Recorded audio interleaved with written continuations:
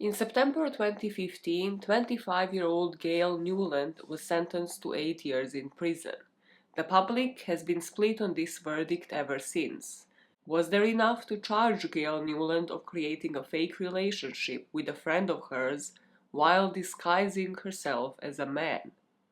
Detective Unit, just on top of this video, because I know some people usually skip from this point onto the next timestamp, this story comes with a huge trigger warning. The story contains the theme of sexual assault all throughout. So if this isn't something that you want to listen to, if you're sensitive to this type of topic, just click out. Just click out, watch any other video on this channel, take care of yourselves, don't dive into this one because it's triggering on so many levels. It also contains the topic of attempted suicide, so it is just attempted, but still it might be triggering to some. And usually I put a timestamp on the screen when it comes to the sensitive topics, giving you the option to skip to that next timestamp. But here, for you to understand the story, for you to actually grasp the whole of it, it would only make sense to listen to that part as well. So I won't be doing it here because it is a crucial part for you to understand the rest of the story. So again, if those two topics aren't something that you want to listen to, click the hell out. There are two main reasons why I decided to cover this topic, even though it is extremely controversial if you know this story. First reason is because I haven't seen it covered the way I am going to do today, meaning two lenses, covering sort of the timeline of one person's point of view and then of the others. I've only seen those two points of view meshed up, combined, and that doesn't really let you hear the full story and then decide whose story you believe more, which in my mind is the only logical way to tell this type of case. And then the second part is really because I live in the UK and people, like especially with Susie Lamplu's case, have gotten in touch, sort of giving me more ideas or like more context and stuff. So that is sort of my approach here.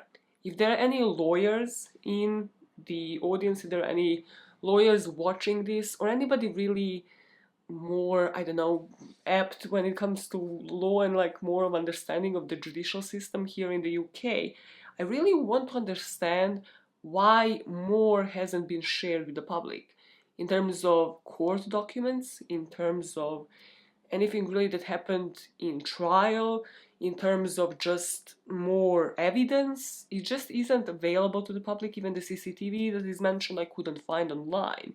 So that being said, the most reliable source for me here in a ton of the scripting was The Guardian. Then there were some other websites, you know, BBC, like some videos on the case, the Vice article, but pretty much there was one document that I think was a court document, but you know, nothing really official. And that makes this story really easy to get lost in.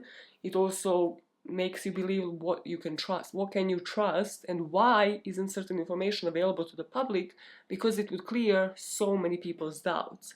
I'll point it out in the story where, you know, I'm kind of wondering why isn't this looked into, or why hasn't this been shared, why hasn't this been exposed, and if anybody is privy to any knowledge that I'm not, because I'm just the girl that looks at things on the internet, I don't really have a law background, please let me know. How long was that sentence? Was that all one sentence? Let us dive into the story of the day. And here we are going to start with the backgrounds. So backgrounds of the person that was charged, the accused, and then also the background of the victim. Another quick thing, the name of the victim here has been protected, so we will be using the name Chloe, because that is the name that has been given in all of the articles online. So let us first begin with the very few details that we have on Gayle Newland, who will be the accused party in this case. So at the time of the first trial, Gayle will be 25 years old. But here we're gonna go back into her early teenage years, when she was still living with her family near Cheshire, in this area called Williston. And the few things that we know is that, she started going online. She started creating social media profiles. In particular, at this point, Facebook was huge. In 2003, at the age of 13, she was still on MySpace, and she started creating a fake profile for a person called Kai Fortune. She found this MySpace profile of an American Filipino man, and then she downloaded all of the pictures off of their account in order to create her own, rather, the MySpace account for a guy named Kai Fortune, uploading all of these fake pictures. And this would be the man and the persona that she would make up from that point on. So by 2005, when she would be 15 years old, she then started building Kai's profile on Facebook using the similar imagery and probably all the recent pictures that the actual American Filipino man has uploaded on his own profile. People would say about these that none of it added up, like it would be really easy to figure out that this person isn't who they say they were. I mean, if you have watched Catfish, you kind of know immediately what people look for, but most of the articles online say that the profile would say this person is in Chester, that Kai is living in Chester, but then all of the pictures online will show like the typical American houses in the background. So it's definitely a clear pattern of like how the houses look here in, small cities in the UK versus what they would look like in the US. I personally haven't been able to find neither the MySpace nor the Facebook fake account, but from this point on, Gayle even went a step further in order to really convince who in the end will end up being her target audience that this person is real. She would give them a blogspot page. She would then, after the Facebook profile, even open up a YouTube account where Kai would supposedly be sharing videos of his street dancing or clips of himself playing Katy Perry songs on the piano.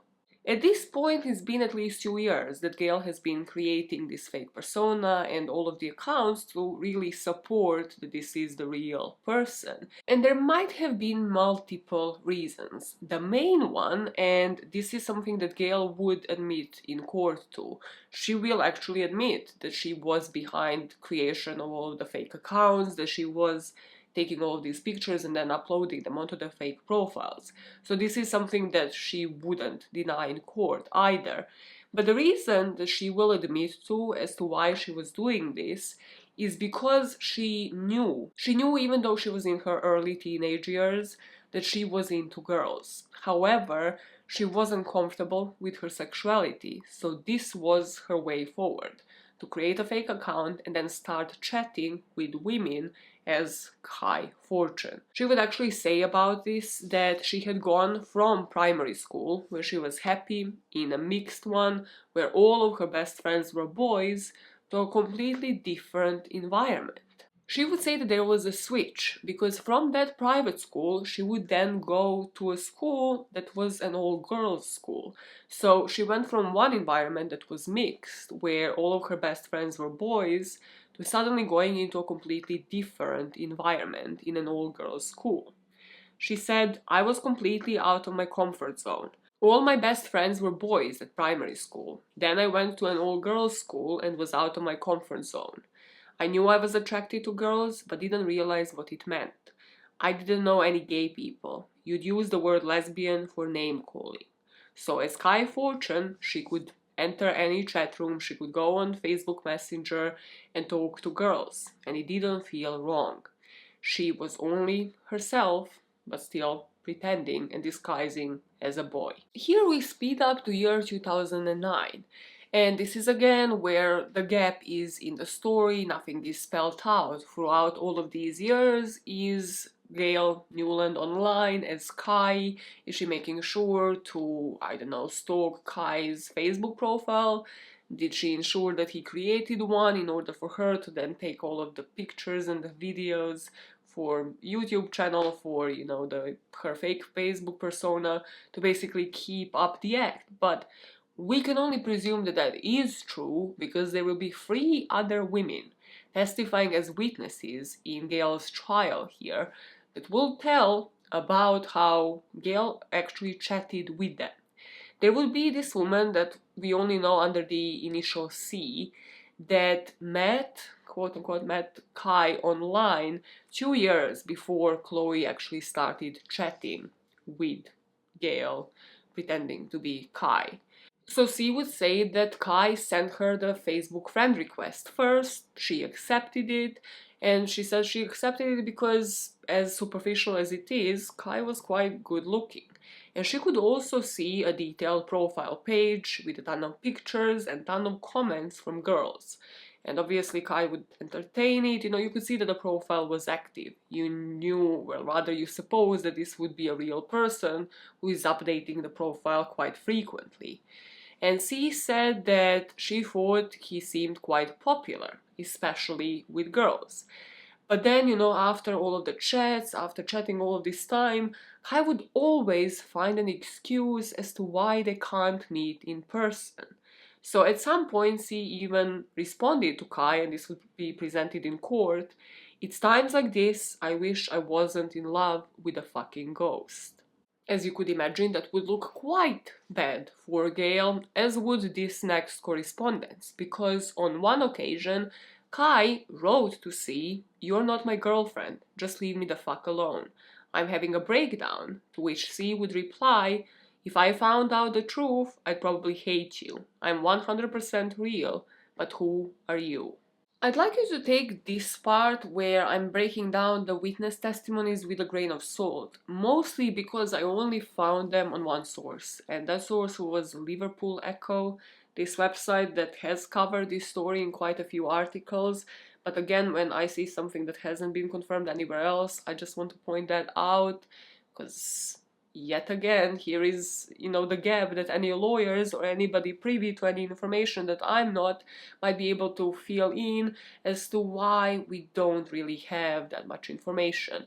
But the story about there being other women is confirmed by most sources, that the witnesses would testify in court. It just hasn't been broken down like this.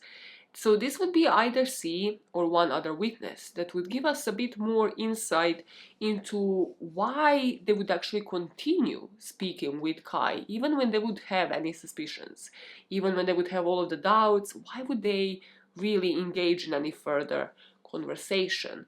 And that is because Kai would always find an emotional hook to really keep them hanging. When he thought that they're kind of getting out of his grasp, they might be suspicious, then something extremely dramatic would happen in Kai's life. So this woman said that, she was suspecting that after some conversations, them exchanging numbers and actually speaking on the phone, always without a video of course, how Kai had really high-pitched voice. So Kai would say that he was just not blessed with a deep voice. But then she became even more suspicious when Kai supposedly forwarded her naked pictures of a woman who turned out to be a victim of sexual assault. So this witness said that Kai bragged about it on the phone and that he seemed quite smug. This relationship, however, would continue into 2011, and the witness said that Kai would, express love, that it would be the love bombing, telling her how he loves her, how he sees future with her, and how they would eventually end up in a relationship, they will meet each other, it was all the empty promises that you could imagine. So when this woman suggested that they meet up and go on a date, she said she was willing to travel to meet up with them. That is when Kai starts inventing all of the dramatic issues, like the issues with social anxiety as the first excuse of why they can't meet up in person. He told this woman that he was taking sleeping pills, that he had been fostered, and that his mom had strangled him as a child, and that is why his voice was so high. So because of this particular witness then kind of started growing suspicious. Like, why wouldn't you mention something like this before if it's real and if that is why your voice is the way it is? And they slowly started drifting apart. But then, in order to pull this person back in, because now they're out of Kai's grasp, Kai would say that he is seriously ill. That is why they couldn't actually meet up. He's seriously ill because he has cancer. This is a trick that other witness would also admit that Kai used. So that is, from what I gathered from this Liverpool Echo article, at least 2 out of 3 women that have mentioned that Kai used the cancer trick, that he used to say that he has cancer when he didn't, because Kai didn't exist to begin with, because it was all Gayle just trying to get these women to continue chatting with her. This witness then, after Kai came forward with the cancer story, said that she did feel sorry for him, but that she felt that it was a bit off, that he hadn't told her before, just like in any other story. And she thought he was telling the truth, so they started chatting again. And now they actually moved this relationship to FaceTime. However, the person, Kai, wouldn't actually show their face on FaceTime. So this person was actually calling them out, being like, it's called FaceTime for a reason, show me your face. And again, Kai would say that, he had social anxiety, like, stop pressuring me, I'm like anxious and also have cancer on top of that. And then, of course, like, you can't really say much because you have to understand, like, some people don't really want to in those circumstances talk, don't want to show their face, don't want to show what they look, what they're going for. But again, this person still kept having her suspicions. FaceTime was actually the reason why this woman figured out what was going on, because according to Liverpool Echo, and that's why I'm telling you, take it with a grain of salt, apparently during one of the FaceTime calls, Kai didn't show his face, but he showed this woman her dog. So basically the pattern that you will notice here when it comes to the witnesses and then when it comes to the main story is that Kai does the most in order for you to believe that this is serious, that he trusts you, that basically this relationship is something that he sees going to the next level. So in these stories, it will still be like familiarizing them with the dog, with a pet, with an actual physical animal that is there close to them. So of course then you think, well, if the animal is real, they're there, the whole profile is up to date, why wouldn't this person be real? They just have social anxiety, they just don't want to show their face. So apparently during this FaceTime call, basically the dog called Gypsy was there. But then this woman, after the call, was like, hey, I think I've spotted the picture of this dog somewhere. And then she went onto Kai's Facebook, went through his friends group, which is probably something that she had done before, and then found Gayle Newland's actual, real Facebook profile, where Gayle's picture is with the same exact dog that she had just seen in that FaceTime call.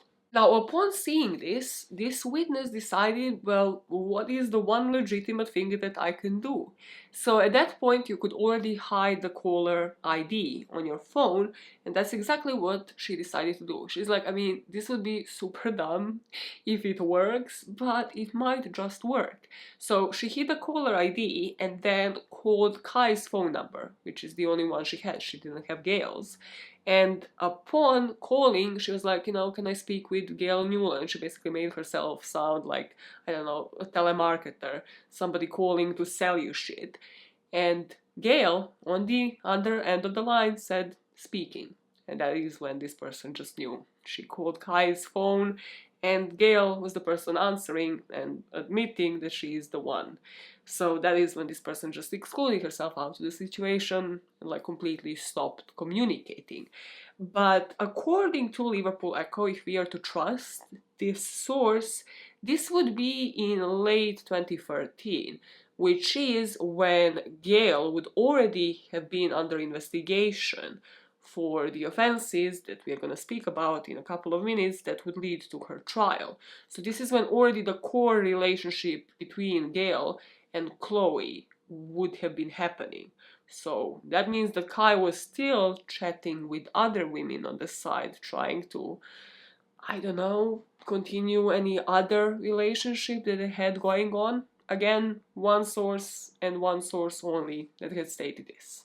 The way that this woman said that she knew this was because Kai told her that his best friend had fallen in love with him and that he rejected her, and then this made this woman bitter. So this woman had apparently made allegations against Kai, and then that is why they had been to his house.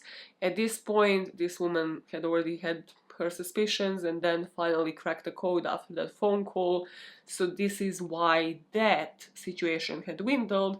Again, if we only had more information, we'd be able to like piece the pieces of the puzzle better together as to like how many other fake relationships Kai had while he was still chatting with Chloe, you know, the timeline of those, but this is the only thing that we have here. Here, before we move on to Chloe's background and then the main part of this story, there's a couple of points that people usually reflect on online. One is that when Gayle Newland created this profile, it would have been like early 2000s, and also sort of like the background where she was educated in. When Gayle first created Kai, Section 28 was still in its last year of effect. Section 28 was disclosed that was introduced by Margaret Thatcher's government that would outlaw any council-funded establishments from promoting sexuality. So this would either be through teachings or just intentionally through like any published material. So you kind of have to think, even in the years of the aftermath of Section 28, how Gayle would have perceived herself actually coming forward to anybody, whether it would be her friends, her family, literally even anybody online, as her real self, under her real identity. But also something that people don't really mention online is that this story then continues into 2010s. It continues beyond that, where other avenues were available, you know, where she could have completely stopped this fake persona, stopped like taking pictures, downloading them, all the effort that has to go into creating a fake profile, put that on the side, and he had even tried to process what else can I do. Are there any other sources online, any other forums when I could maybe write if I'm mostly comfortable online, hiding under a different username, hiding under a different identity, any community groups, any counseling groups? I just want to point out that there were other avenues. Yes, she might have struggled with a bunch of issues that we are going to speak about during trial, whether it was social anxiety, whether it was autism, Asperger's, gender dysphoria. However, at some point, she still is pursuing only one avenue and kind of is completely blinded to any other options that are available. And I just wonder why. Was there a certain fix? Was there something that she was getting by pursuing this particular pathway? And then it just kind of blinded her to everything else. Nothing else really existed because this was her hook, because something was gotten out of this, because she was actually getting something out of trying to, I don't know, swindle all of these women, trying to actually talk to them and fake all of these relationships online. On to Chloe's background, and here we probably know even less, I would say, in terms of like the amount of information that we have on Chloe. We know that the first statement that she will make to the police would be on 3rd of July 2013, and at this point Chloe would be 27 years old. So she would, by my accounts, be then 4 years older than Gayle, because in 2013 Gayle was 23. The judge would refer to Chloe's upbringing in trial as difficult. We don't really know what that entailed behind closed doors as she was being brought up, but we know that it would result in Chloe submitting herself to an abusive relationship. She would be dating somebody where there would be some sort of domestic violence. And after that relationship, she started studying at Chester University, which is where eventually she would add Kai on Facebook, and then she would meet Gayle in our story later on. But this is something to point out because Chloe's previous trauma, any sort of abusive relationship, might have been why she blindly trusted Kai, why she, unlike all of the other three witnesses, actually didn't see through it. Because suddenly there is this person that is loving and caring. There is no abuse. They are just actually confiding in her. When it comes to all of the traumatic events that Kai will tell Chloe about, it is just them trusting them with that information, just them actually being vulnerable. Chloe would say in trial about this that she knows that it sounds pathetic, but she was just so happy at the time because she was in love with this person and they built this beautiful relationship that wasn't on anything like that. It was just based on our minds and all the other things that we had in common. So she just felt grateful that she finally got into a proper relationship.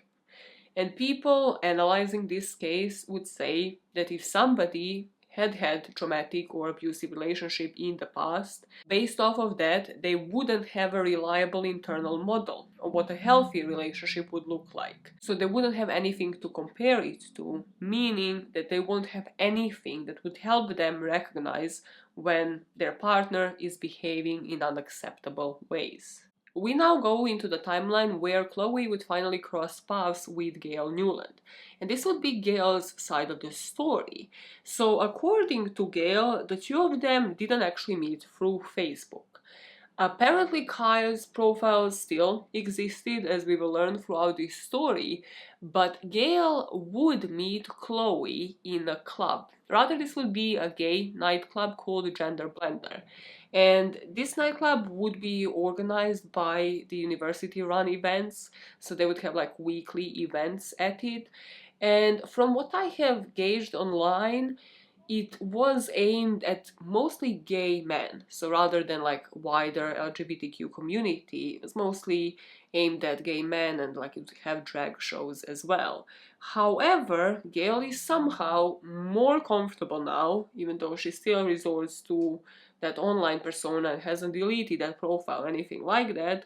And she is comfortable enough to at least be at this place on this night in 2011 as she's, studying at Chester University, as she's doing her degree in marketing and creative writing. And this is where she would meet Chloe.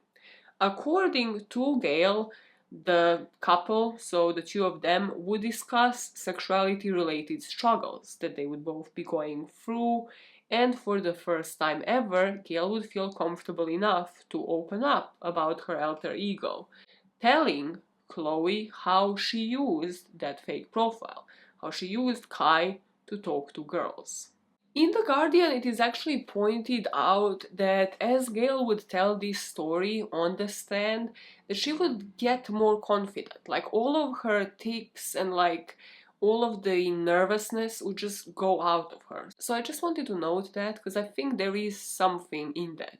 I'm not sure if she's going more confident here because she's telling the truth, or just because she's more comfortable talking about her sexuality and, how she wished it was perceived, how she wished she had gone about it. It's again up for you to decide.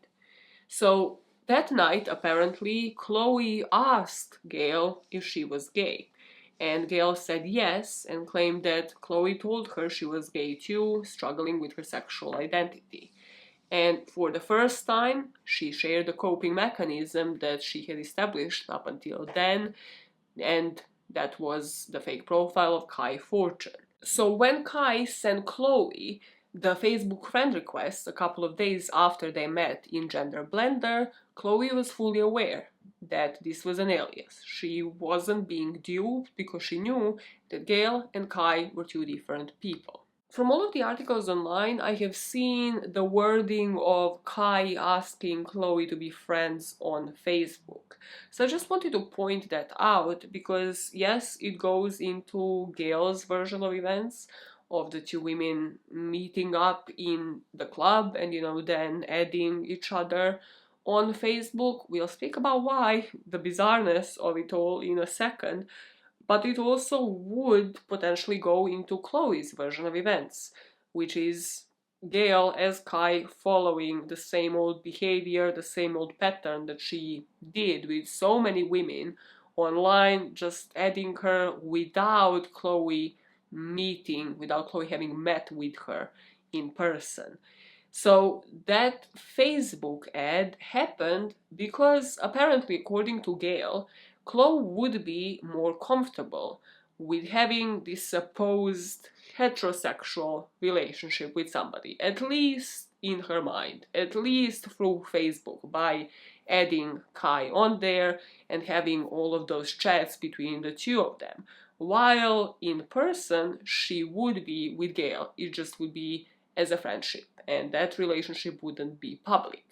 However, the parents knew of Gayle, and then the parents knew of Chloe, just as friends, obviously. Now, from what I gathered, Chloe never brought Gayle to her house.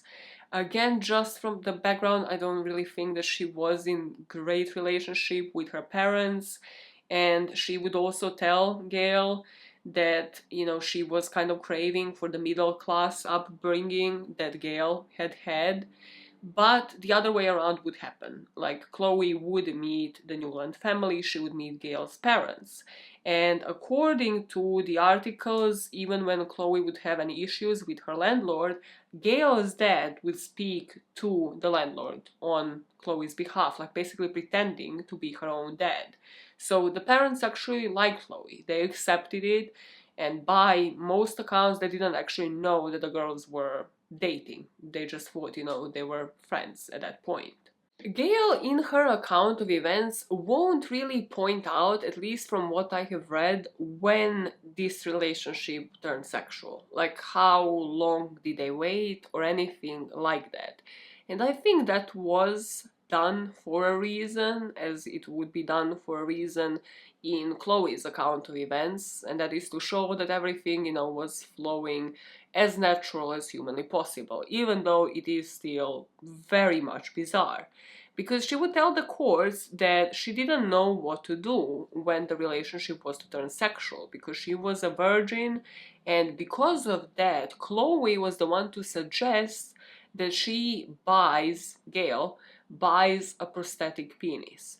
From everything I have read online, you know, this is described as a pink dildo in court. The only way I can picture this is as a strap, just from what they actually would go on to describe when it came to this relationship. So apparently Chloe convinces Gayle to buy this strap, or just a pink dildo, whatever you want to refer it to, and this will be proven that it was bought by Gayle in court, which doesn't really go into her favor in context, but if this is the truth, then again, I suppose that would be able to either be proven by text messages or somebody's witness testimony. One of the two of them could testify to that. So they agreed to conduct the sexual part of their relationship as Chloe and Kai.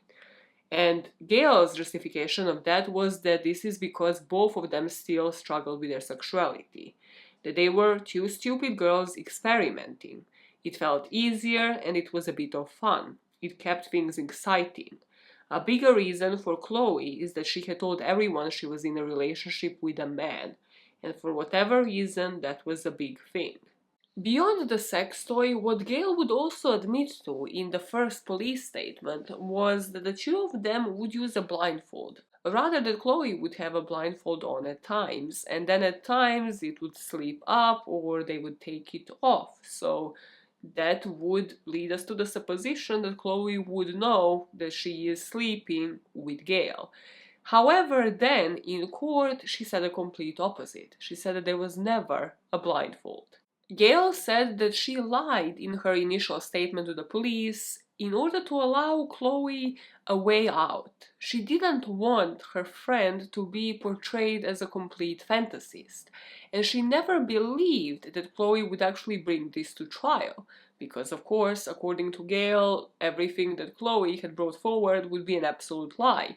This relationship would have always been consensual, and Chloe, according to Gayle, would have always known who she's sleeping with, and would have always known that this Kai is the fictional persona that they're using on the side in order for Chloe to feel better, in order for Chloe to feel that she is in the more societally appropriate relationship, a heterosexual one.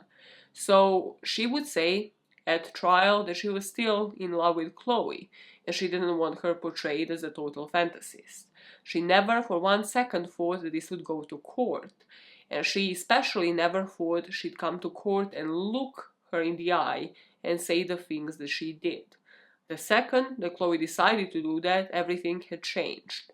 And according to Gayle, she had never once lied in court. To further drive this point of this relationship being real and it being so obvious that Kai was the fake persona, in court it would be brought up that Gayle was friends with Chloe on Facebook, but also Kai was. And if you had those two profiles side by side, it was clear that Gayle didn't differentiate herself from Kai. The birthdays would be the same. They would both have chick flicks and R&B music under their, liked pages. Both had OCD. Both had a dog that was called Gypsy. Gayle would also say that when they talked on the phone that she used when she was Kai, in order for those pretenses of a heterosexual relationship to be true, that she never even made an attempt to hide her voice. So not only would it be impossible for Chloe to ever get herself confused, even, after this was set up in a very consensual way, but rather the two of them would have spent at least 100 hours just hanging out together, going for drives, sunbathing, even watching films together. So I suppose this was just like excluding the sexual part of the relationship. And it's very hard to buy for so many people, and I'm gonna admit myself at certain points that during all of those times Chloe would be having a blindfold on, that it would never sleep up, there would never be an urge for her to take it off to actually see who she's with. That brings us to the final moments of this relationship. So the timeline here is, in Gayle's perspective, she meets Chloe in Gender Blender. The two of them meet up, the relationship begins, it is consensual from the beginning. However, Kai is introduced immediately. Chloe is told about this persona straight away during that night out.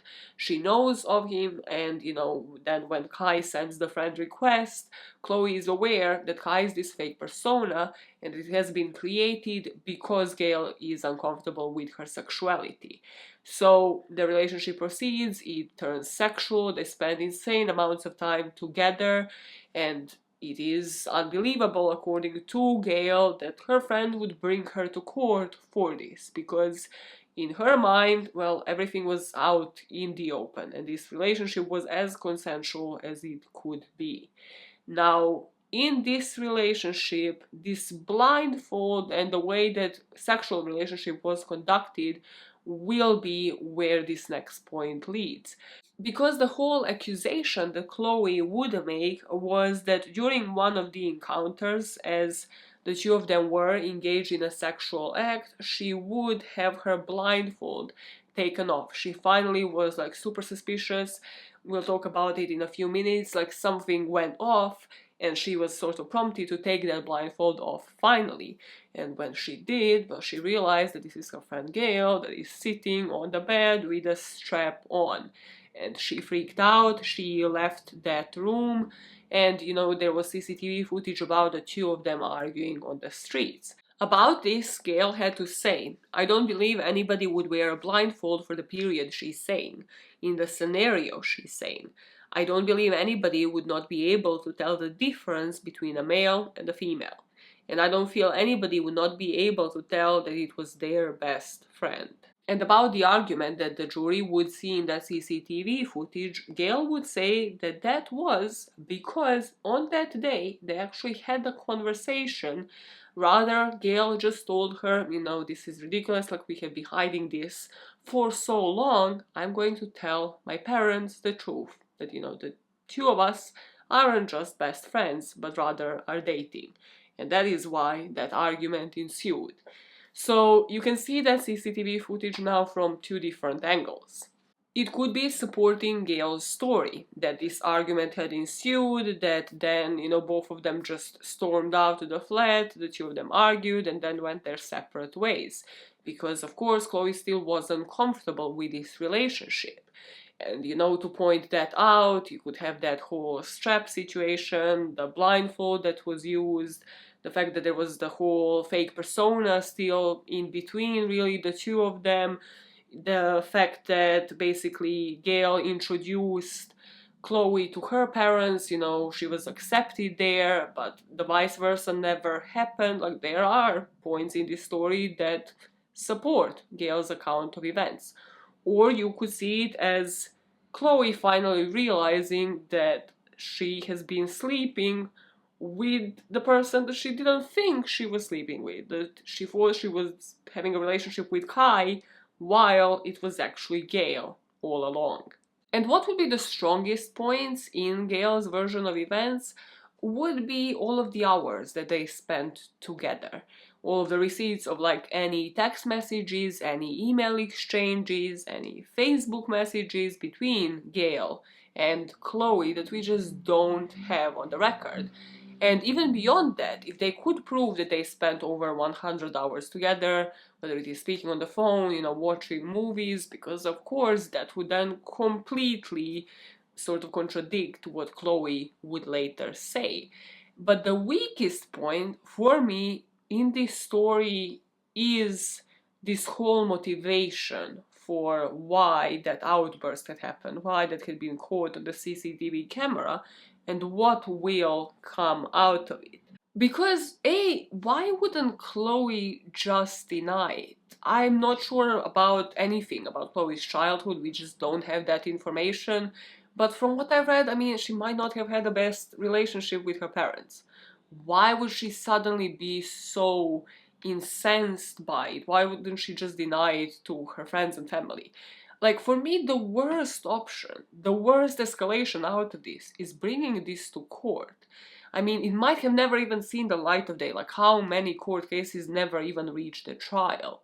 But if it did, there are chances, even if her name is protected, that she is seen coming into court, leaving the court, that she is just known as a person. There are multiple chances for her identity to just be revealed, for somebody to leak an image, to leak a picture online, compared to her just not reporting this to anybody. We have limited amount of information on the record as to where this story goes this same day, so after the argument that was seen on CCTV footage. We have a couple of texts and email exchanges though. So there will be a text that Chloe sent to Gayle the evening of the argument that read, "Are you for real? You should be locked up for what you have done to me. You raped my life, my heart, my soul. No amount of counseling will make up for this. You're pure evil, Gayle. You're sick. I only have one question. Why me? If I had not ripped off the mask, I would not have known the evil truth." And then Gayle would reply via email. So she would send a couple of emails that evening, and one of them would have a subject line, "Explanation as best as I can right now." In the email body, she would say, "I had to make up lies to cover up the initial lie. It turned from a seed into a tree. I felt guilty every day, but I knew you needed me." To me, these are the strongest points for Chloe, so against Gayle's account of events, because yes, the lie could be referring to the lie that they were telling, Chloe's family about them being in a closeted same-sex relationship, or rather even Gayle's family, because according to most sources, they didn't know that the two of them were dating either. Or it could be the lie that Chloe has been told this whole time, where she didn't really know Kai's real identity. But to me, one story here makes a lot more sense. Now, this is where the suicide attempt also takes place. I am not sure at which point during this day, did the text come first or did the suicide attempt come first? It's all very jumbled up.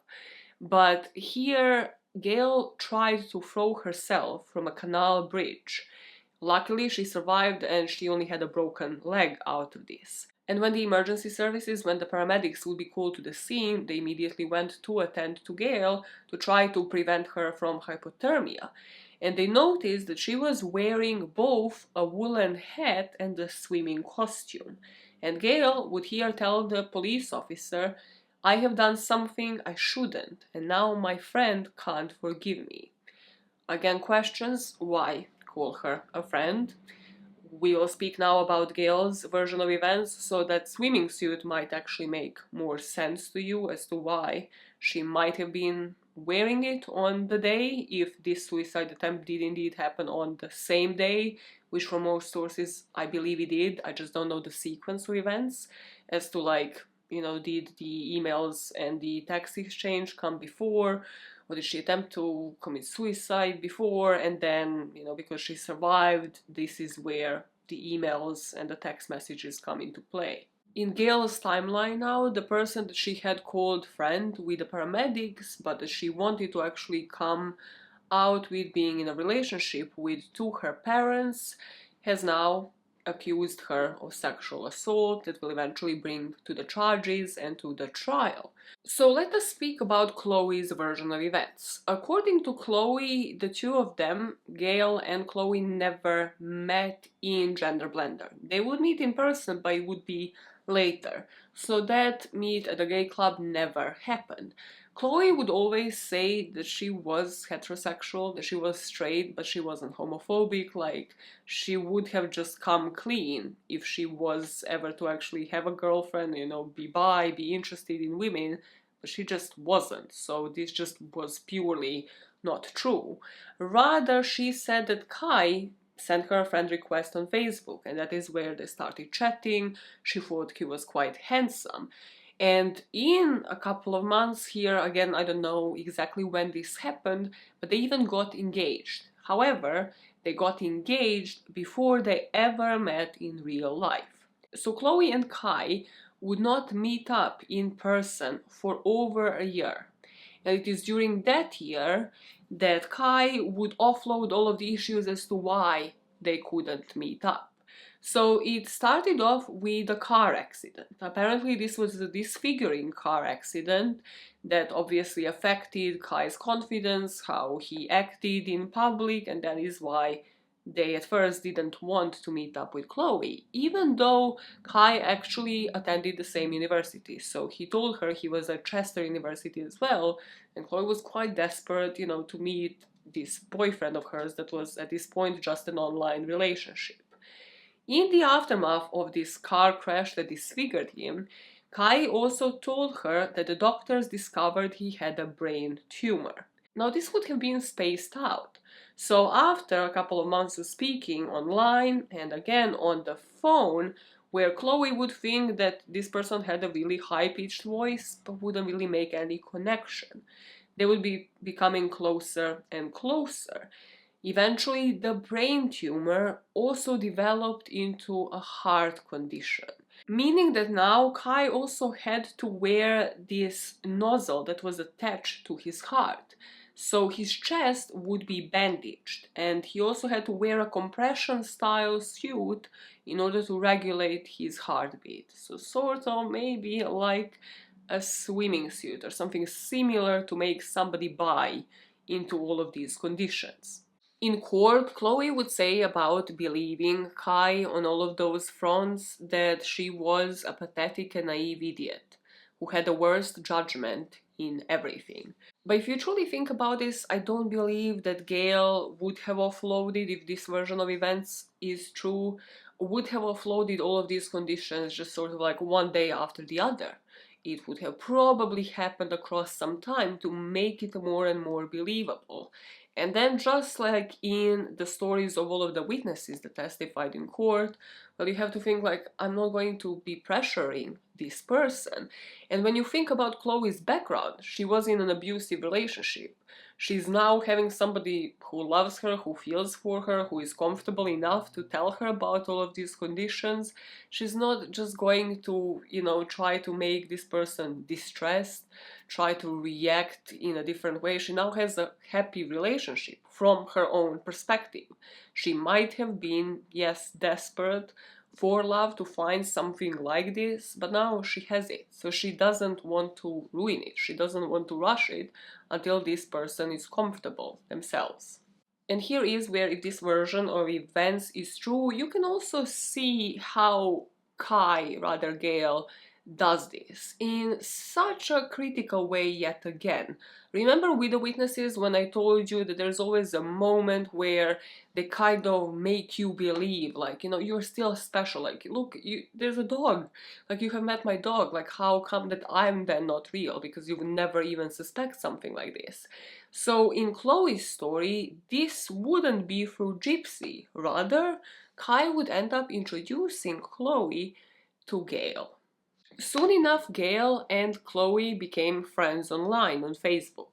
The two of them would end up meeting in a library, so not at the gender bender club, rather inside of a library, and they discovered they had a ton in common. So Chloe would say they would do things together. They would spend time together as the two of them, as friends who Kai introduced to one another. They would go to a concert together, watch films, play netball, hang out.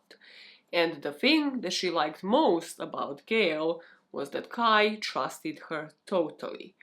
So you can see that from, again, Gayle's perspective of like, well, this was clearly a consensual relationship. And Kai was, yes, this online persona, but Chloe knew about him completely. But you can also see this as a clear pattern of behavior, where this is yet another person that has been introduced to a real life character. In this case, it isn't a pet, but it's even better. It is the best friend. So, of course, then, you know, you can imagine how that dynamic would work. Now, Chloe would be going to Gayle, speaking about relationship with Kai. You know, Gayle would be like, oh my god, I mean, this sounds amazing, you know, like she'd be probably hyping it up. Or if there were any issues, you know, Chloe complaining about how they're not meeting up. Again, Gayle is there to pacify that. There's so many catfishing stories that happen this way that is probably why I'm kind of biased in that way towards this story. But also from Gayle's own mind, if she is the instigator here, if she is really the perpetrator, this is a perfect plotline to introduce somebody in between, to make this story more credible. Like, I will definitely be here, I will definitely meet up with you, look, I introduced you to my best friend, like, this relationship is definitely legit. So you kind of neglect, you know, the fact that you haven't actually seen them yet, the fact that you haven't actually met them online, the fact that you are engaged with the online persona. And also then you have an intermediary who knows exactly what's going on, you know, exactly what is troubling them, so that you, as this fake persona, as Kai, can then react and can then make this person doubt you less. It's just a win-win if we're saying that Gayle is perpetrator and that this story is correct. It is win-win for her. If we are to trust Chloe's version of events, this manipulation is just sickening. Because something that really isn't spelled out is that, yes, with that introduction, it is kind of macabre, like if you are thinking about Gayle being the instigator, but really it goes even beyond that. Because if Gayle is truly Chloe's friend, if she is acting as a friend, you can only suspect that she also might have known of her emotional abuse before, of her, you know, actual abuse, the domestic violence in her previous relationship. And yet she is then manipulating her, both by pretending to be her friend while knowing that she is Kai, while knowing that she's also in this fake relationship with her. And in the aftermath of the crash, as we know, there was the brain tumor. And the person behind that Facebook profile, Kai, was always too sick to meet up in person. So the way that beyond Gayle he would justify that is that, you know, he would always tell Chloe how helpful she had been throughout this whole illness, how helpful it has been just even talking to her. So just trying to relate you more to Chloe and why she would have possibly actually justify this to herself, why this actually might have been true. Because Kai would be telling her it was a sign. They should get married, they should have kids, they were going to do all sorts of things once he recovers, once they actually meet up. And then eventually they did. So all of those doubts, according to Chloe, would have soon been crushed. However, this is when the rules come in. The rules that Chloe had to comply with in order to meet up with Kai. The stipulation would be that Chloe had to be blindfolded at all times in Kai's presence. And submitting to that one and only stipulation, Chloe and Kai would eventually meet up at a hotel in Chester. Now, before we continue with this story and speak about why Chloe might have bought into all of these body consciousness issues that Kai would have had, and that being the premise for her to be wearing blindfold at all times, you might have wondered throughout this story as to why would somebody really submit to this? Why, against all of the red flags, like all of the doubts that might have popped up in Chloe's mind, she will actually admit to court were happening when it came to high-pitched voice, that was then explained by like all of these different treatments, where, maybe she would have seen the dog Gypsy, that is also the account in some events, that, the dog was seen on Gayle's profile and then also on Kai's, and, Kai would just be like, well, yeah, that's my friend Gayle's dog that just hangs out with me, but she doesn't because I'm body conscious.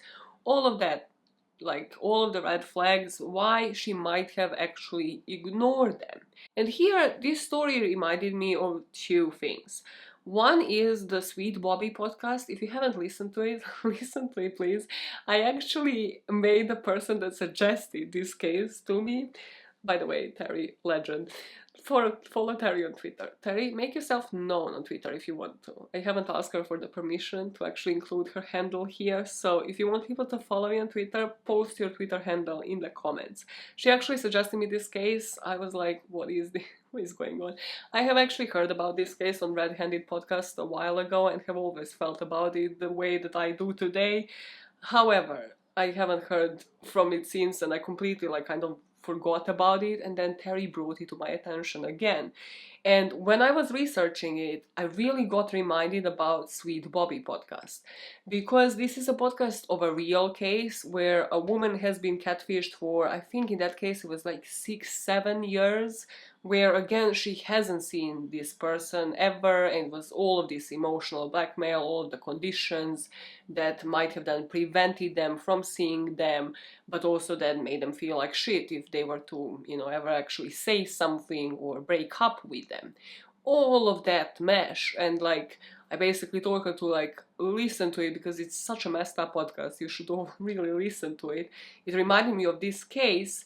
And, after you listen to so many, I don't know, catfish episodes, just even if it is the MTV TV show, or just know all of these other cases, you can really actually more and more buy into Chloe's version of events. I'll be the first to admit that I have some bias when it comes to this story.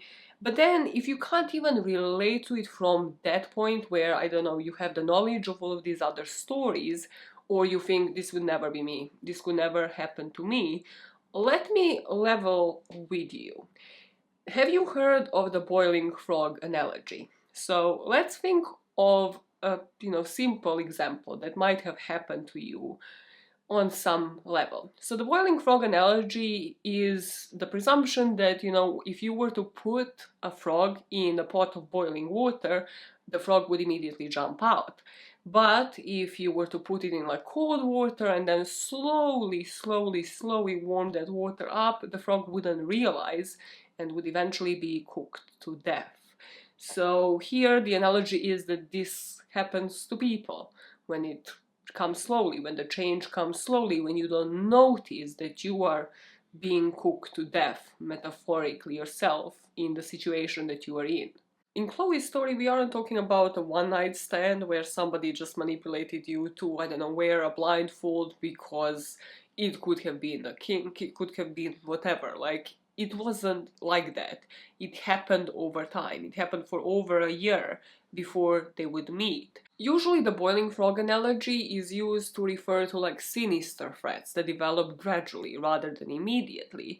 But I thought of something really innocent that I think is relatable to so many people, and that is forgetting of somebody's name. You meet them in a social setting, you meet them at work, and at some point it's just too uncomfortable for you to even actually tell somebody that you don't know their name, because it's been now a couple of days, a couple of weeks, you chat with them, you do that awkward small talk every now and then, where you're just like, hey, you, and you just hope that somebody is going to come across and call them by their name so that you actually freaking remember it on this occasion. But then something happens where, you have to work on a project with them. You, I don't know, are going on a date with them after knowing them for that many times, for that many weeks, and then you kind of need to know the name for that particular purpose. And then how do you go about it? Do you ask somebody? Because then they're gonna look at you like, well, what the fuck, we thought you were like best friends, like you're going on a date with them, you're working on a project together, what do you mean you still don't know their name? And you can't ask them, because then they're going to be super offended and look at you like you're a freaking dickhead. And now you have left that, you have been in that situation for way, way too long. That isn't really the boiling frog analogy, but it is on a lesser level something that has happened to so many people. And it is partially where this story goes. Because at first, Chloe and Kai would meet in Chester Hotel. Chloe would say, she would be at the door of the room, and then she would put a blindfold on and then kind of knock and would be let in. She did during the sexual intercourse that, according to most sources, happened over 10 times. So at least it happened for 10 times, some sources say 15, and sexual intercourse would sometimes happen at a hotel, and then a lot of times it would happen at Chloe's house that we know she was renting, as in she was probably renting a room. Don't really have any further details on that. And during the intercourse, sometimes, she would think maybe something is off, as in she never suspected it to be a strap, to be like an actual dildo that her friend Gayle would be using, but she never really raised any questions. She never really asked. And you can think about a million reasons why. If you actually believe every part of this story, as Chloe, you believe that this person has had all of these conditions. And now what? During the sexual intercourse with them, when you're actually in a loving relationship, not an abusive one, you're not going to do that the first thing. Be like, hey, by the way, something is off. Is this a real thing that you have like down there? Like, how would you go about it? How would you approach that? The same way that you probably wouldn't ask the person directly, hey, what's your name, after speaking with them for about a month every single day. Chloe would say about these meetups and her having the blindfold on that every time she would meet up with Kai Fortune, she would either have the mask on already, or they would wait outside. Let's say if they were going to Chloe's location, they would wait outside the door and she would put it on. That she was so desperate to be loved, and it is pathetic, so desperate for love, so desperate. In court, Chloe would say when Kai would leave the flat, sometimes, she would take the blindfold off and look through the window, even though, of course, that wasn't really approved by Kai, and she would see Gayle getting into the car, but she just supposed, okay, the friend Gayle is there to pick him up and she's just in a passenger seat. Or when she was asked in court how did Kai, who was so weak, who was so debilitated by all of these illnesses, climb up the stairs to even go to your flat, she said, well, his friend Gayle helped him out. So kind of the lines really get blurrier and blurrier, and these are the main reasons why people really don't buy into Chloe's story. And then comes the bombshell at court. And that is that she admits to something that she hasn't admitted in the police interrogations throughout, the whole investigation process. And that is that her hands have been tied behind her back. at all times during these encounters with Kai. The reason for that, Chloe would say, is obvious. She believed Kai, she believed that he had all of these debilitating illnesses, and not just debilitating, but that he would wear a hat during their meetups in order to hide the scarring that was there because of the operation that he had for the brain tumor. And then he had that bodysuit and the nozzle that was basically regulating rather, his heartbeat. So, of course, taking that into consideration, she didn't want to harm him, or rather, Kai basically put that stipulation in place in order for that not to happen.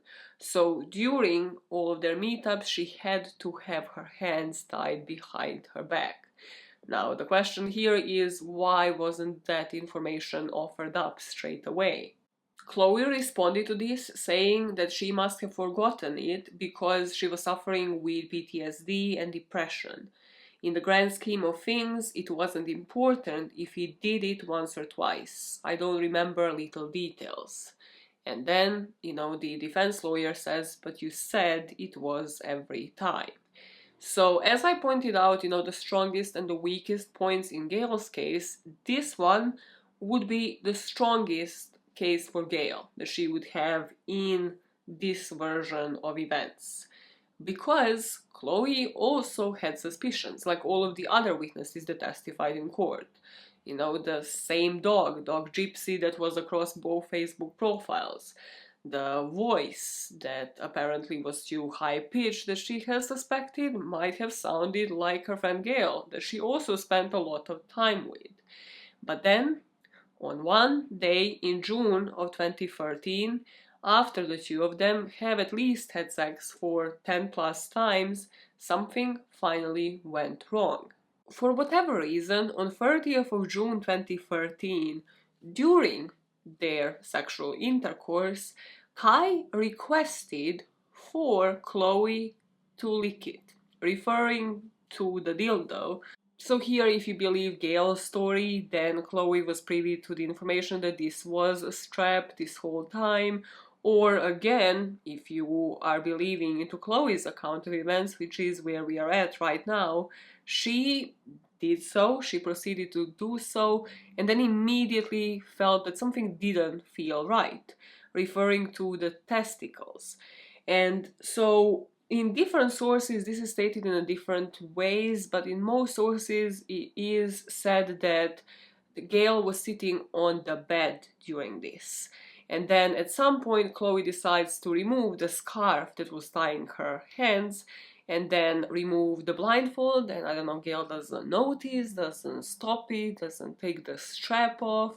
So Chloe is just encountered with her friend Gayle having the strap on, sitting on this bed. It isn't Kyle, it's Gayle, and the whole story just immediately goes to shambles. Chloe would say Gayle was just standing there with this strap on, and I just could not believe it. I just couldn't believe it. So Gayle's response to this, according to Chloe, was that she said, it's not what you think. I just used it this one time.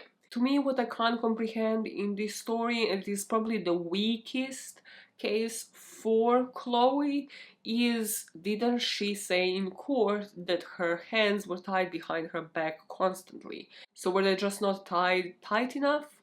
Did Gayle just not notice? Was Gayle too brazen that she just thought, well, if she didn't buy that this was, a fake sex toy, that this was basically a dildo where the balls wouldn't even be budging for over 10 times, why would she, think that there's anything wrong with it now?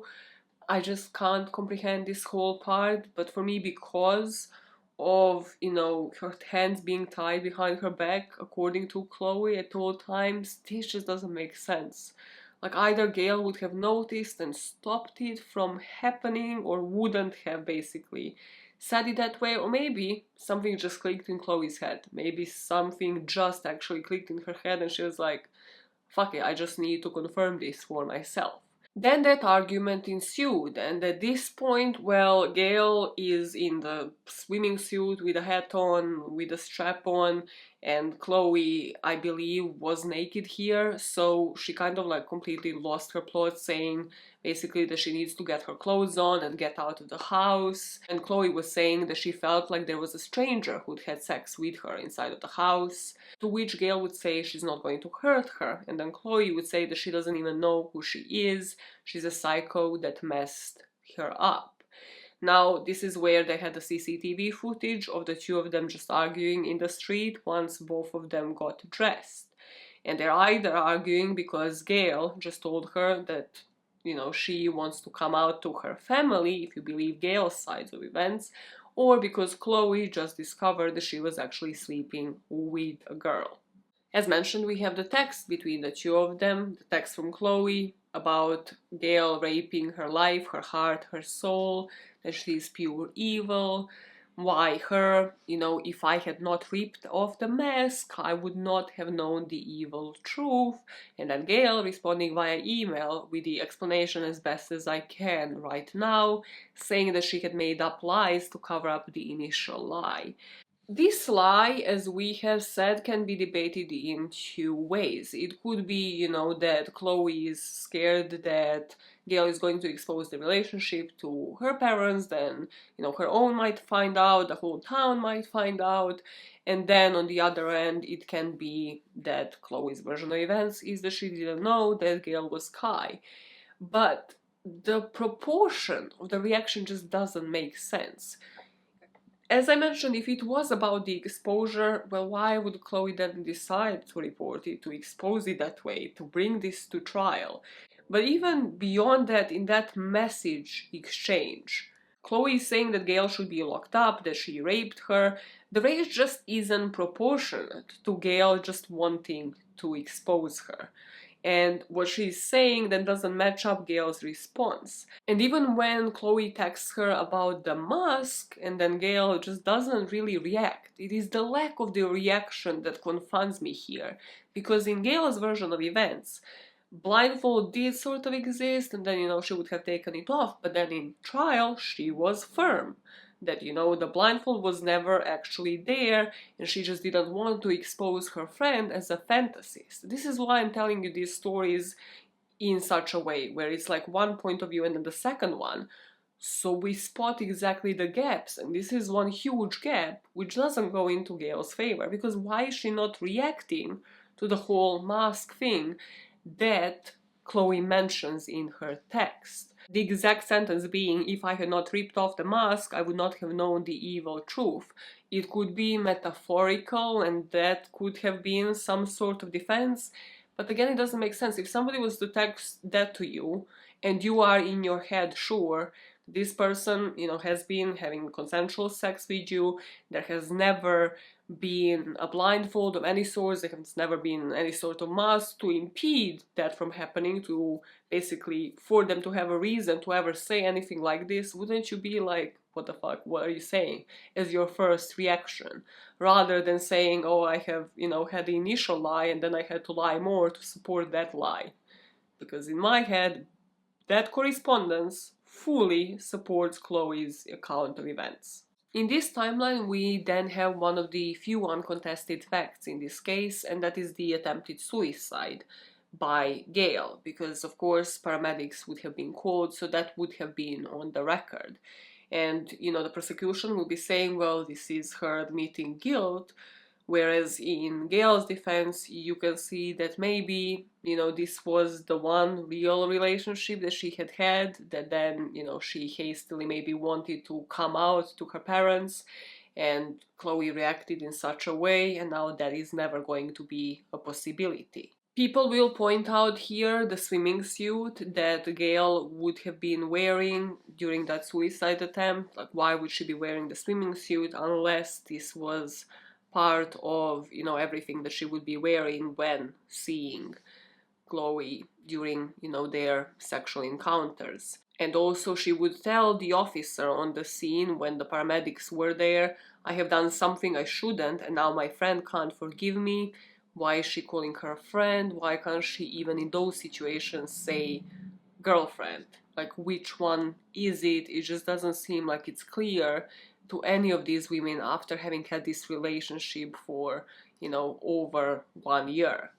And this is where the charges will be brought. It will be in total 5 charges of sexual assault. So you can see the question here is the one of gender fraud and also consent. Chloe would, up until the end, claim that she was straight and that she thought that Gayle was too. So apparently during all of those meetups, Gayle never opened up about her sexuality. Gayle, as we know, told a completely different story. Chloe would admit that she was gullible in order to have sex with someone who she had never seen in flesh, but she insisted she only consented to sleeping with a man, not a woman wearing a strap. So the 5 charges would be brought here surrounding the law of consent only, with the prosecution alleging that Chloe had not seen through her friend's disguise and would not have consented had she known the truth. So it is only if the jury finds that version of events to be true that they can then convict Gayle. So the first trial rather, happened in 2015. And first, Gayle would be charged with 5 accounts of assault by penetration. Section 74 of the Sexual Offences Act in 2003 defines consent by a person consents for the purposes of this act if they agree by choice and has the freedom and capacity to make that choice. So by lying about the gender, Gayle deprived Chloe of this choice. And a lot of critics online, on forums, on Reddit would say, well, isn't it Chloe's duty as well to remove the blindfold, to ensure that she knows who she is sleeping with? And this is truly the 2 different versions that will be presented at trial. So now that we know the 2 stories, the 2 different angles that will be presented at trial, let us just go over the main evidence, the main pieces of evidence, or rather the lack thereof, that will make the most impact. So first, let us talk about the defense team.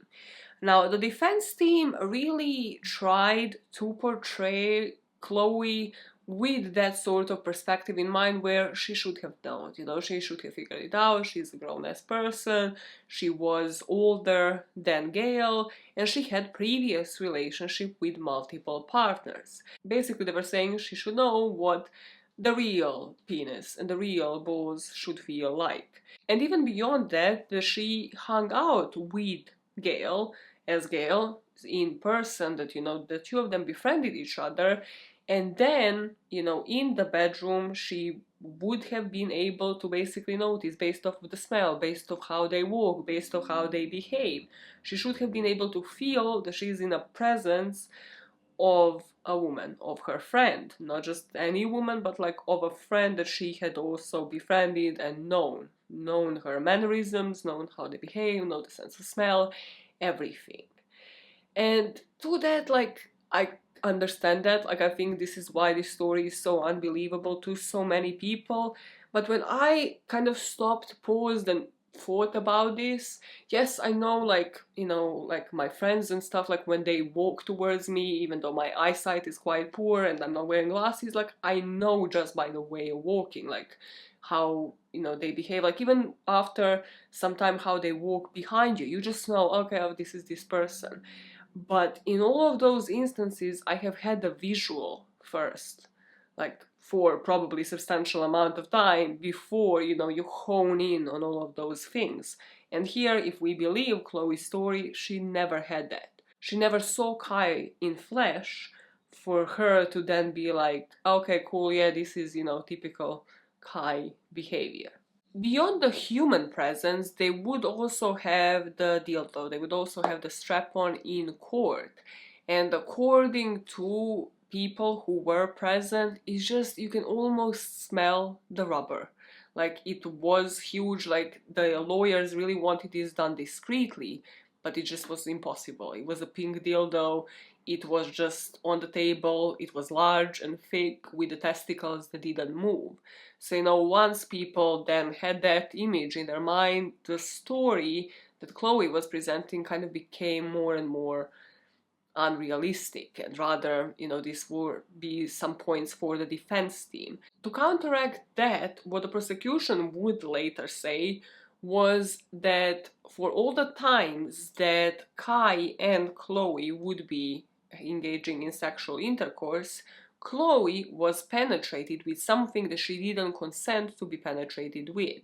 And this is why Gayle is here. This is why Gayle is charged, because of consent above everything else. The other facts that the defense team has pointed to were the similarities just in the profiles between these two individuals that, other witnesses have spotted.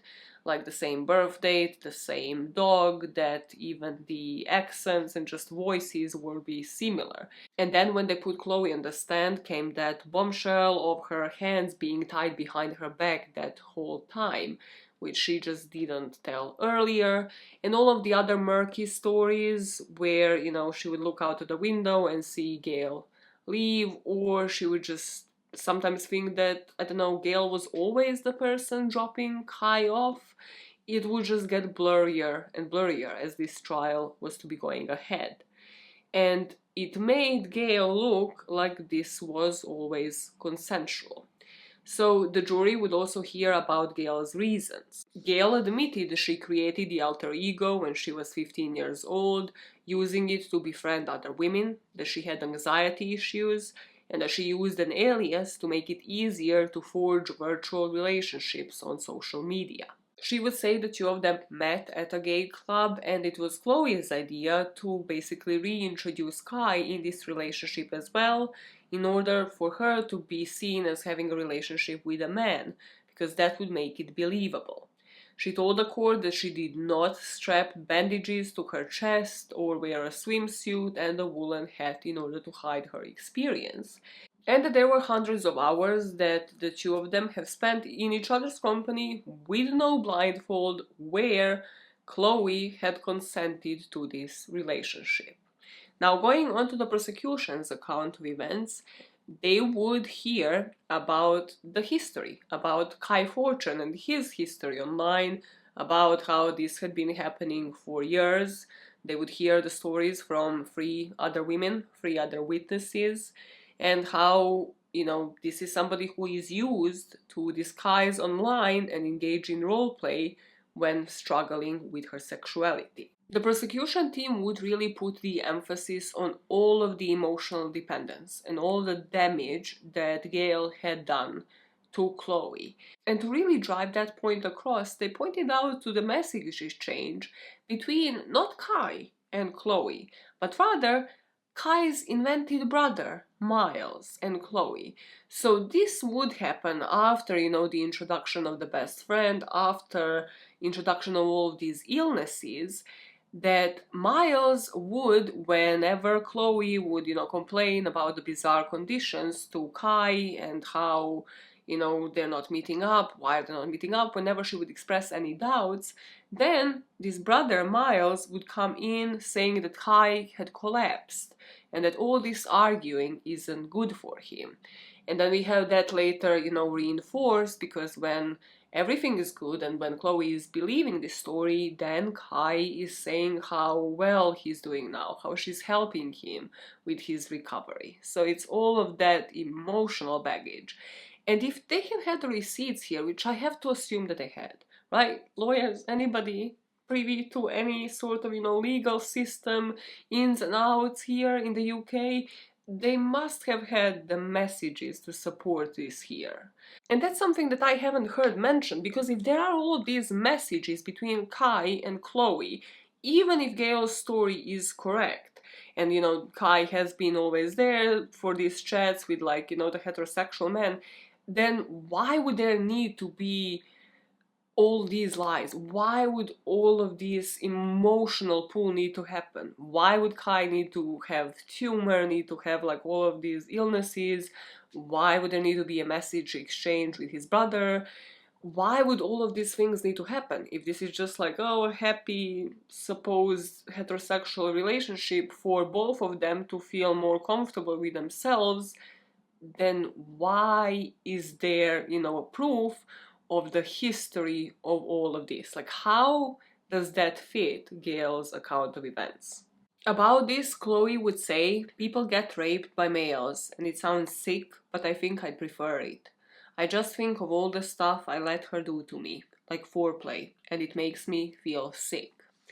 And really here, the prosecution was trying to drive the narrative of how these restrictions were both mental and physical. The restrictions of consent, the restrictions of the information that Chloe was privy to.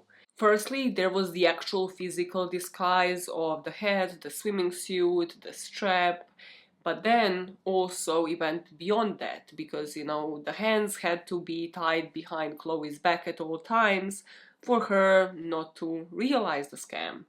And that came with all of the emotional baggage because in order to justify that, in order to really go ahead with this hoax, that had to happen.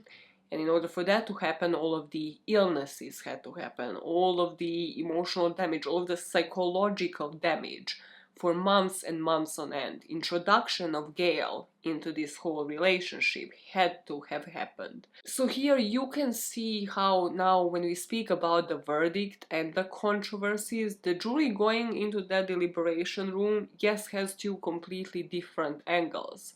But one of them is just sinister beyond any point that they might have ever heard in their life because it requires months, rather over a year, of premeditation, of just putting and aligning all of the pieces of the puzzle in such a way where it fits this person, where, the best friend is introduced because maybe, yes, Chloe suspects and then looks out of the window, takes the blindfold off, and then it can be justified because Gayle and Kai are friends.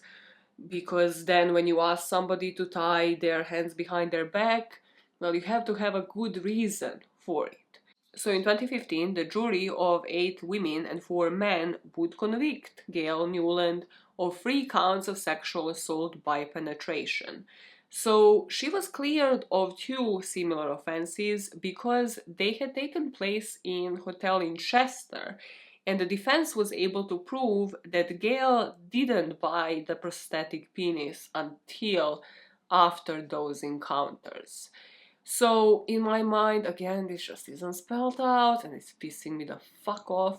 Like, does that mean that they just engaged, I don't know, foreplay? That maybe, they were familiarizing with each other? Like, why is that just not spelled out? Like, why don't we have all of those details? I know some of you are gonna say, like, why do we need them? But we need them. Like, we have too much on certain fronts and then too little on the others in this story. Once the jury brought a verdict, the judge was to decide on sentencing, and they have taken a variety of circumstances into account when making this sentencing. So Gayle was submitted to some psychiatric analysis, and those psychiatric reports would then be presented to the judge. So he had said that what he had taken into the account were the various disorders that were highlighted in the report, including social anxiety disorder, personality disorder, depression, and OCD. The judge also said that there was a close link with her troubling issues of sexuality, that he had taken into account her history of low self-esteem and blurred gender lines. But the judge has also taken aggravating circumstances into the account, all of the damage that she had done to the victim, where she had had to move the area because of the fear of ridicule, because obviously even though her name is protected in the court of law, they do live in the small area where everybody probably knows exactly who Chloe is. So because of that, because of the aggravating circumstances, the judge will sentence Gayle to 8 years in jail, so not like rehabilitation, not any psychiatric institution, rather prison, and also she would have to subject to a sexual harm prevention order. Basically, she would have to report regularly after release from jail and be a registered sex offender. Immediately, Gayle's team of lawyers jumped onto the appeals, and when the appeal was lodged, there were a couple of bases, but the main one was that the judge in her first trial, in their summing up, had not been properly fair or balanced.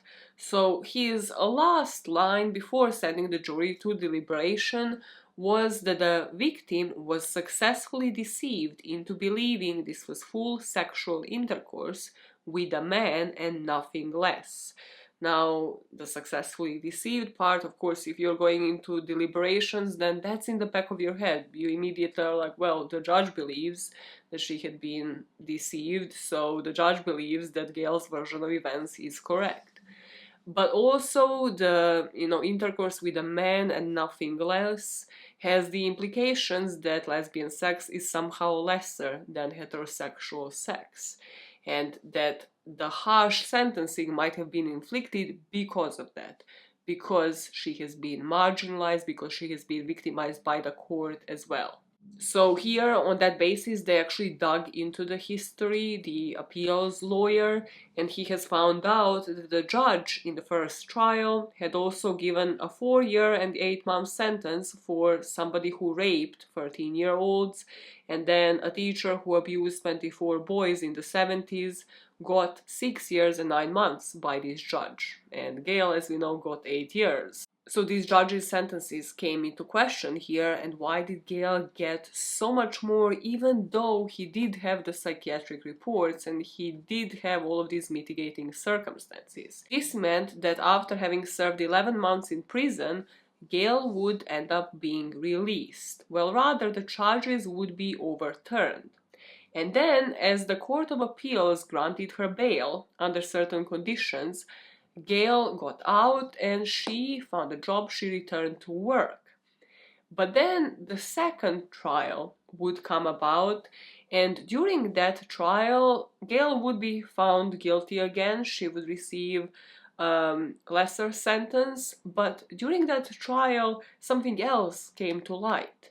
And that was that during her bail period, Gayle, for the job where she has been working in a social media agency, actually defrauded the clients of $9,000. Here, what she had managed to do is to convince the employers that all of these paid for blog posts, totaling I believe 10 of them, have been written by different people. Rather, it was all her, and all of the payments were linked to her own bank accounts, so she basically profited out of all of them. Just like with Kai, creating all of these different personas successfully, duping her own company. Which begs a question again, why are we victim blaming in this case when there's a clear pattern of behavior of somebody who is able to dupe her employers until they all realized in the end when it was already too late because she has clearly defrauded them of £9,000. From what I've read in retrial, this charge of fraud has been added, but then it has been taken out, and the retrial jury was not told of the fraud conviction until they returned its verdicts, which I just get so angered by, because if there is a clear pattern of behavior, I believe the jury should be privy to it. Like if, you let somebody out on bail and the first thing that they do is return to their own ways, I believe that should be heard, but this new judge did review a psychological assessment of her various mental health conditions, though, as well. And here it came to light that Gayle had had gender dysphoria as well, and she has been receiving medical treatment for it since her first trial. So she was also found to be struggling with eating disorders, anxiety, OCD, and depression. Gender dysphoria is when a person experiences discomfort or distress because there's a mismatch between their biological sex and their gender identity.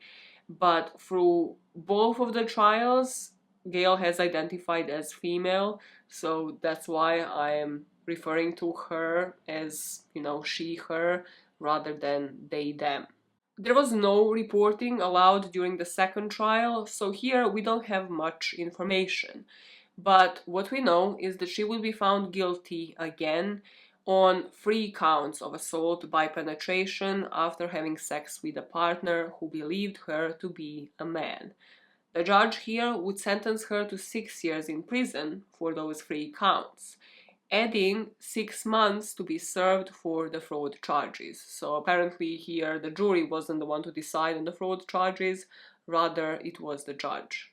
And the judge decided that, 8 years was too much because he has actually taken into the account all the psychological issues that had been put before the court.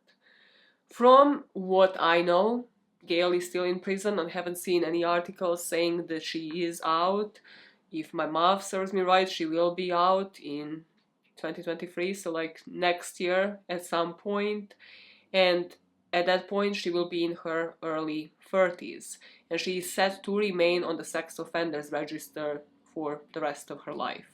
From what I read, she also isn't allowed to use the internet once she's out, in order again to prevent her from defrauding somebody, whether it is, the employer that she is going to be working with, or whether it is a potential partner of hers. And that is the case of Gayle Newland. Now, this isn't the end of the video, because there are quite a few controversies online about this case, and you could have probably guessed a lot of them as I was going through with this video. I will not spend too much time on this here, but I just wanted to mention a couple of them in order for you to see the bigger picture as to why this verdict might have actually been really controversial. So the first thing that people point out online is whether or not there was the beyond reasonable doubt here.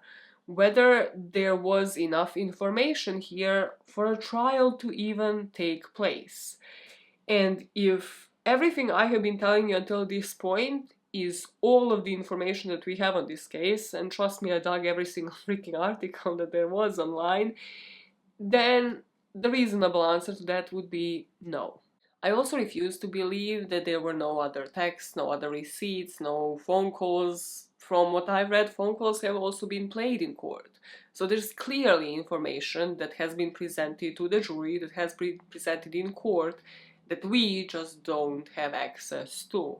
So I would like to understand the, logic behind it, because I think without certain evidence, the public would just never stay calm about this case. There will just always be ruminations, there will just always be that need to know and understand why such harsh sentence has been given here. So speaking of sentences, I have looked into this, and 8 years of imprisonment isn't just like taken out of the thin air. That is, according to the guidelines, the recommended starting point for the offense of this type, the assault by penetration. So it's not like, the judge has given something that is not written anywhere, that is illegal, anything like that. It's more that the sentences are harsh, that the laws aren't changing often enough, that, for example, 8 years is 3 years more than the maximum for inflicting grievous bodily harm without intent. So if Gayle, for example, had beaten up Chloe, and as a consequence Chloe fell down, banged her head, and ended up paralyzed for life, she would not have received as much in jail. And also we have to wonder, why have the psychiatric reports been taken into account, but yet, she hasn't been institutionalized, which a lot of people believe would have helped her more, me included. Like, let's try to fix the problem, even if it is, let's say, for 8 years, then, follow the guidelines, let's place her somewhere where she can get enough help, and then when she's out, you don't even have to have the ban when it comes to, her online use, because that would prove that maybe we have a solution to a problem, rather than placing somebody in prison, then they get out, and then you have to, still have them on the sex offender list, you still have basically to have them forbidden from using the internet forever. Like, what is the purpose then? What is the purpose of the punishment then, if the person is still to be out in 8 years and not being able to live, their life to their fullest? Because that kind of defies the purpose in my eyes, the purpose of rehabilitation. I don't know, just a wild concept that a lot of people agree with online. When people online debate about this case, most of the people debate, was there even the basis for it to go to trial? Because CPS refers to this one as gender fraud, but there is no official gender fraud law in the UK. Rather, it falls under two sections, Section 74 and Section 76 of the Sexual Offences Act. The 74 being about if the person agrees by choice to the penetration and has the freedom and capacity to make that choice, and then 76 being about the defendant not reasonably believing that the complainant consented. And immediately when I tell you there's no official law, when I tell you that rather it's like two different stipulations in the Sexual Offences Act, it goes much more beyond did Chloe even have the capacity to make the choice. So it branches out into quite a few issues, out of which I will only mention few. Usually this case is clustered with a few similar cases from 2000s. One, the most famous one, is the case of Gemma Barker, Justine McNally, Christine Wilson. What all three of these cases have in common is that there was some form of disguise, there was some form of defrauding a person, usually a friend, and a form of sexual assault. Another thing that they had in common was that the defendants, the accused, got tops 2 to 3 years in prison, whereas Gayle got 8 and then it was reduced to 6. What people smarter than me have pointed out as other patterns in these cases are that the defendants here were all between 17 and 25. Rather, because some of these cases actually happened in the early 2000s, since 2012, in the post-Savile environment, CPS now has kind of tightened the grip, where there are more prosecutions that are brought against the defendants that are young, but also have designated gender as female at birth, but now identify either as trans men or lesbians or queer. And the complainants are usually cisgender women. I've read this article by a professor of law at Yale University called Alex Sharp, and she points out all of these different issues surrounding this that I will put on the screen, and basically says this is sort of equated to now in the US when a white woman just accuses a black or Hispanic man of either rape or any sort of violent crime. It is kind of how it equates here in the UK for various different reasons, whether it is the overreach of criminal law, putting labels when we even just call it gender fraud, legal consistency. As we have seen, there's just no consistency when it comes to the charges, because all of these different charges that on the surface look similar to you and me have ended up in different sentences for the defendants. Among all of the other points that she points out, a big one is non-disclosure of gender identity. Because under these laws, well, rather, the two stipulations under the Sexual Offences Act, non-disclosure of gender history can be seen as deception and a breach of Sexual Offences Act, which would challenge the freedom and capacity of somebody to consent to sexual activity. Imagine if we are talking about transgender people, they're entitled to the private life, the personal choice of how much of their history they want to disclose. And even beyond the transgender community, you are not found to be doing anything illegal if you don't disclose the amount of money in your bank account when going into a relationship. You are not found to be doing anything illegal if you lie about the amount of partners that you have had before that person. Yet here, the huge ground, and well, the only grounds for this case ever reaching the trial and the charges being made is gender fraud, meaning that the only bounds that there were for this to even go to trial is that Gayle lied about her gender, and that because of that, Chloe couldn't really consent, couldn't really provide full informed consent. So to finalize the breakdown of the section 74 and 76 when applying it to this case only, because in my opinion, when you look at the bigger picture, you kind of start comparing it to the other cases, the legal framework is still not prepared, because we shouldn't really be having these debates when it comes to people's lives and the sentencing of those people. So they're still playing catch up. However, it isn't even known which section of the Sexual Offences Act Gayle charges applied to, but Section 74 would outline consent being dependent on a sexual partner agreeing by choice, and them having the freedom and capacity to make that choice. And then the 76 outlines consenting to a specific act.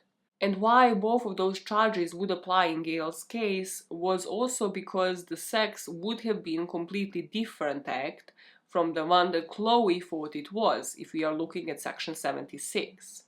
So, as for Section 74, if Chloe was blindfolded and then just lied to over and over again, was she really free to consent to what was being put inside of her? Even though in this case this wasn't a real penis, in which case the threats would have been possibly STIs, possible pregnancy. So even though this was rather a dildo in vagina rather than penis in vagina, it isn't what both parties have consented to, and that would make it sexual assault. Chloe would say that her youth, her personality, and vitality have been taken by the deceit. And in the words of Chloe's prosecutor, if you truly consent to something, you must be able to exercise an informed choice. In other words, you must know what you are letting yourself in for before you decide whether or not to consent to it. The bigger picture in this case cannot be ignored and shouldn't have been ignored even when it came to the sentencing. And do I personally believe that she should have gotten 8 years in jail? No. As I mentioned, I would rather, have rehabilitation work. Prove us how it works. Prove us how people actually come out and they don't reoffend. They can actually reintegrate into the society. But that just doesn't happen here. What I believe needs to happen is the laws need changing in order for us not to need to have this debate when it comes to gender fraud, when it comes to the stipulations under Sexual Offences Act, when it comes to it not being the actual law in itself, because then what it allows for is all of these arguments on non-disclosure, on differences in sentencing when it comes to marginalized communities, when it comes to, who the defendant is versus who is then the person who is the complainant. It just allows for all of these debates where there shouldn't be any. But what it mostly allows for is that you lose the view of the actual case. I have heard of this case on the Red Handed podcast. I think they have done it like a year or something ago. Then, it has just slipped my mind, and then afterwards Terry has introduced it to me again.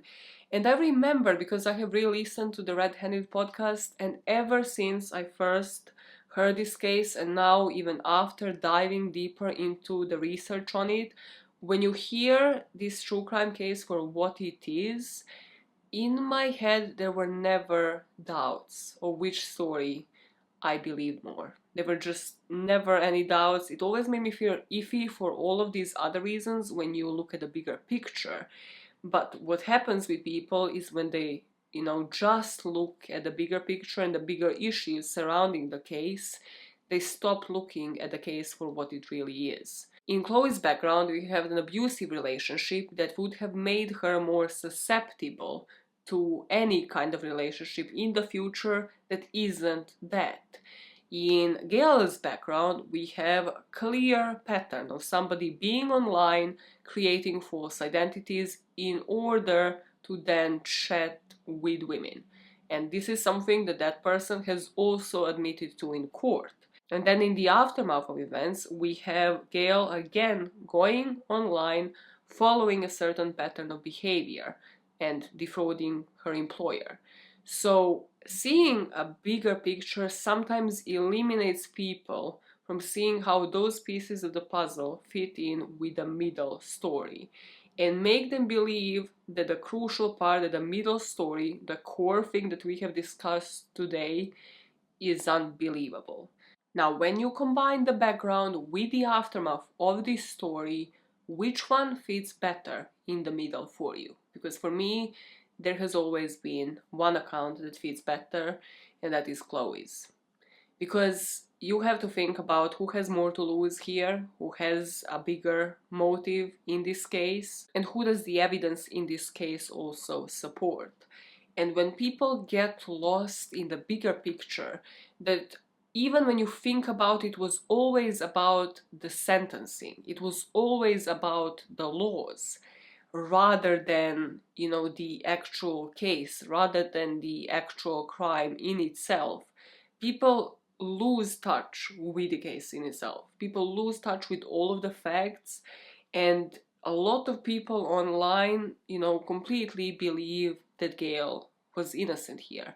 There were support groups, there were, you know, Facebook groups, and to you, I just ask you to see it for what it is, to see the background that Gayle had admitted to herself, to see, you know, the fraud charges, and to see again these two different views of the story. The way that I have presented it, which is, you know, Gayle's story, Chloe's story, different points of view, and then tell me on its own, without, you know, the last timestamp that was about gender fraud, about sentencing, what is that you truly see, which story flows better for you.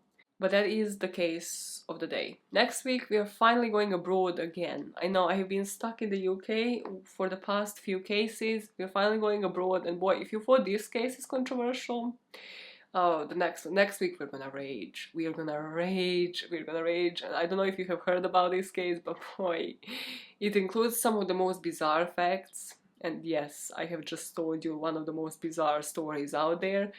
But next week's one is full of rage. So make sure your notification bell is online. Make sure you're subscribed. Make sure you comment and engage and share this type of content elsewhere. And then we can debate civilized, in a civilized way, in the comments, so that I don't have to remove them. Please, please share your opinions. But again, you know, make your arguments. Make your arguments based off of the information that you have had. Wow, okay, teacher Maya mode out because it's a Sunday and I need to like actually chill before going into a work week tomorrow. Do they care? Do they look like they care? Are they showing you the face like they care? You're clearly delusional. You can't see them. Oh God, don't you love the little monologue at the end of every single one of these? Bye guys, bye now, bye. Yes, you keep talking to yourself, but after the camera is switched on, I will. You think I won't? I will. Bye now, bye. Act normal, act normal.